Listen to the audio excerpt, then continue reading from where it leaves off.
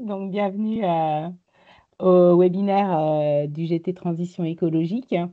Ce webinaire fait partie d'un cycle qu'on a initié cette année. Donc, on a eu un premier webinaire sur Cyogène début novembre, sur lequel on fera peut-être une deuxième édition. Et on a prévu donc le webinaire OLIS aujourd'hui, et on fera également un webinaire avec OneClick LCA un peu plus tard dans l'année. Et puis, on a prévu d'en faire aussi d'autres sur d'autres outils d'ACV. Donc, aujourd'hui, c'est donc Olis qui va nous présenter son outil. Donc, je vais vous laisser la partie présentation, enfin la main. Donc, on aura une présentation en plusieurs temps, une présentation avec un support PowerPoint pour expliquer l'outil, ensuite une démonstration sur leur plateforme et après un temps d'échange. Merci beaucoup, Florence. Je vais débuter. Donc, ravi d'être avec vous aujourd'hui pour ce webinaire sur l'analyse du cycle de vie et l'éco-conception.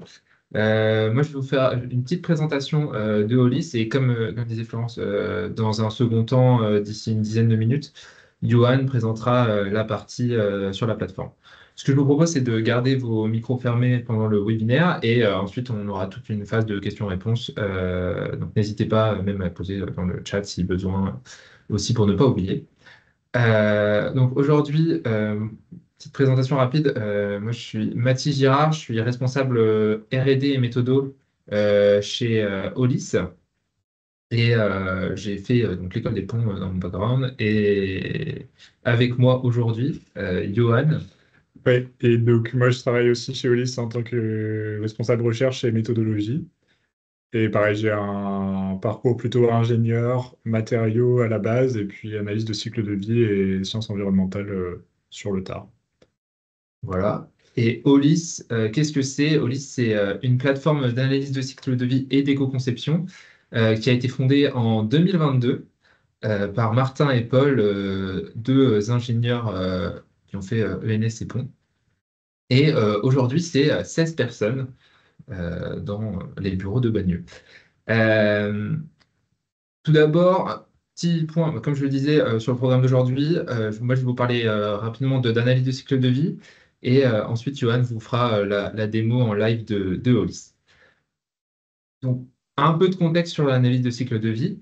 Chaque année, près de 50, plus de 50 millions, milliards pardon, de nouveaux millions, non, pardon, plus de 50 millions de nouveaux produits qui sont lancés chaque année, ce qui représente 60% des impacts qui sont à cause de ces biens de consommation.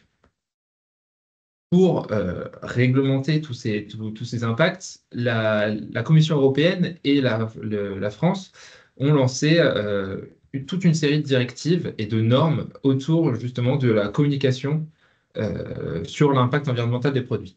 On peut notamment penser à la PEF, est apparue en 2013 et qui était en phase pilote jusqu'en 2018.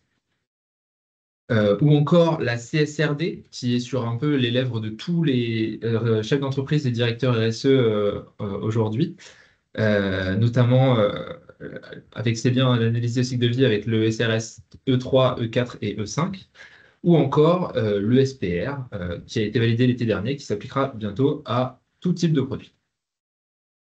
Alors, puisque je parle à une assemblée de personnes de la UGC, parlons un petit peu des normes autour du bâtiment et de la construction. Vous en avez peut-être entendu parler, mais donc on a la RE 2020 qui est maintenant obligatoire, qui correspond en fait à un calcul dynamique du changement climatique enfin, de l'indicateur changement climatique et qui est obligatoire pour l'intégralité des bâtiments neufs. On a aussi d'autres normes, d'autres réglementations qui sont, elles, sur la base du volontariat, comme la FDES, qui suit la norme EN 15804, qui correspond à des analyses de cycle de vie entrées dans la base INIES ensuite, qui sont sur l'intégralité du secteur de la construction et de la décoration. On a encore les PEP, ou alors les rapports d'ACV plutôt standards qui suivent pardon, la norme ISO 14040. À présent, l'analyse de cycle de vie, qu'est-ce que c'est? L'analyse de cycle de vie, c'est regarder l'intégralité des impacts de notre produit au cours de toute sa vie, donc de la matière première jusqu'à la fin de vie, en passant par la production, la distribution et l'utilisation. Ça permet une communication qui va être conforme et transparente de notre produit, avec notamment les lieux de production de chacune des étapes de celui-ci, et une identification des leviers d'amélioration les plus objectifs possibles.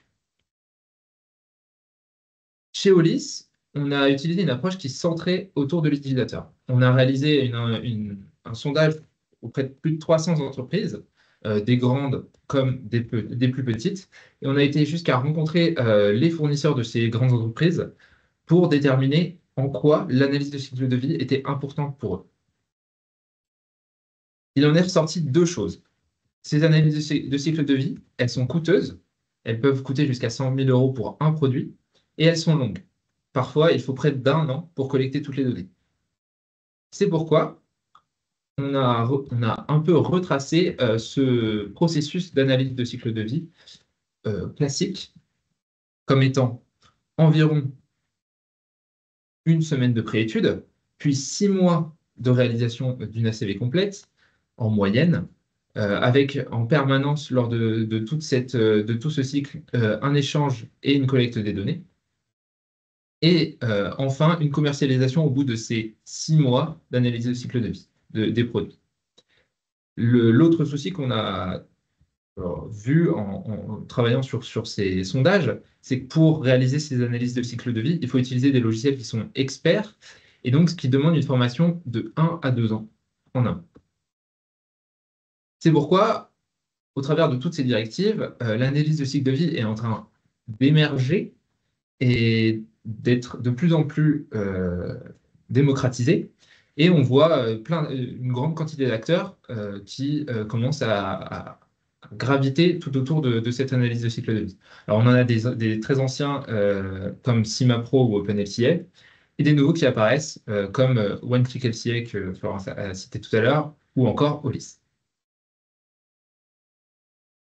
Chez Olis, on s'est donc posé cette question: comment est-ce qu'on pouvait rendre cette ACV plus simple et plus intuitive?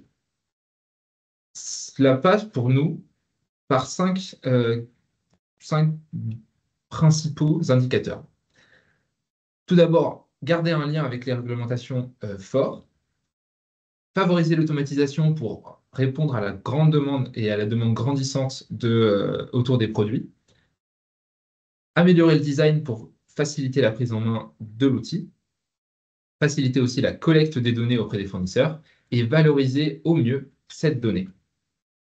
C'est donc ainsi qu'est née Olis, une plateforme collaborative avec des suggestions d'éco-conception et qui inclut l'IA pour vous aider. Avec Olis, il est possible de quantifier l'impact de ces produits, d'améliorer ceci en proposant des pistes d'éco-conception les plus viables et effectives possibles, et enfin, communiquer directement grâce aux résultats de la plateforme. Le tout au travers d'Olis Studio pour les clients et Olis Workshop pour les fournisseurs. Qu'est-ce qui se cache un petit peu derrière Olis? Derrière Olis, on a des données robustes qui vont être des données de bases de données existantes et certifiées comme EcoInvent, Base Impact, EF 3.0. On travaille actuellement à l'intégration de nombreuses autres bases de données. Ou encore des données fournisseurs qui sont récoltées directement auprès d'eux grâce à nos plateformes dédiées. Le tout permettant une modélisation conforme. Notre plateforme a été certifiée par le partenaire technique de l'AFNOR en 2022. Et le tout pour permettre d'être le plus exhaustif sur les réglementations disponibles et permettre en fait de suivre le maximum de réglementations possible. À chacune de ces étapes, l'IA est là pour nous aider à être le plus efficient possible.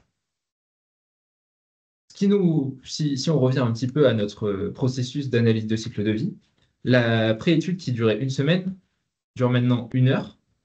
La réalisation d'ACV complète, maintenant 2 semaines au lieu de 6 mois. Et donc, on peut voir tout au long du processus un échange et une collecte des données beaucoup plus efficiente, ce qui permet de réaliser l'ACV tout au cours du projet et donc de ne pas avoir une ACV, on va dire, qui va seulement constater les résultats, mais qui va plutôt permettre d'orienter les choix. Cela nous permet d'avoir des résultats en continu, et si on se souvient bien, la formation d'1 à 2 ans devient à présent une prise en main de quelques minutes.